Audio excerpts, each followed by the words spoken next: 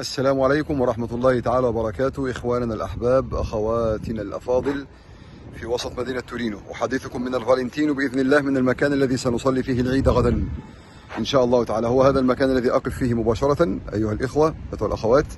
وهذا خلفي مباشرة تورينو إسبوزيسيوني، أمامي مباشرة كورسو رافاييلو. موجود هنا إن شاء الله ترام 16 والأتوبيس 67 و45 و9، كل يمر من هذا المكان بإذن الله تبارك وتعالى. وهنا أيضا المكان المشهور عندنا هنا خلفي أيضا إن شاء الله هتجدوا لعب الأطفال أو ألعاب الأطفال بإذن الله تبارك وتعالى. لذلك إن شاء الله تعالى هذا هو المكان الذي سنصلي فيه غدا حتى لا تتوهوا أو حتى لا تفقدوا الطريق بإذن الله.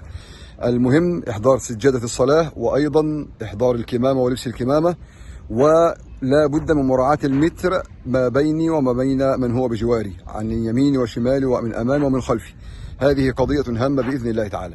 سنصلي 1000 شخص بإذن الله. إذا تجاوز العدد هذا سنقوم بصلاة ثانية بإذن الله تبارك وتعالى. فلذلك نهيب بحضراتكم الحضور مبكرين. فلو حضر 1000 شخص مبكرين على الساعة 8 مثلا أو 8:15 أو كذا أو ما شابه، سنقوم بالصلاة الأولى ثم سنصلي صلاة ثانية بإذن الله تبارك وتعالى.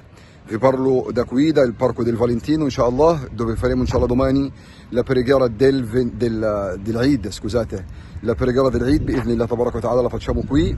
E qua dietro di me, inshallah, c'è Torino Esposizione, bi'idhnillah ta'ala. E qua davanti a me Corso Raffaello, e qua anche dietro di me, e qua ci sono i giochi dei bambini. I giochi sono qua dietro di me. Inshallah preghiamo qui domani bi'idhnillah ta'ala salat al-Eid bi'idhnillah.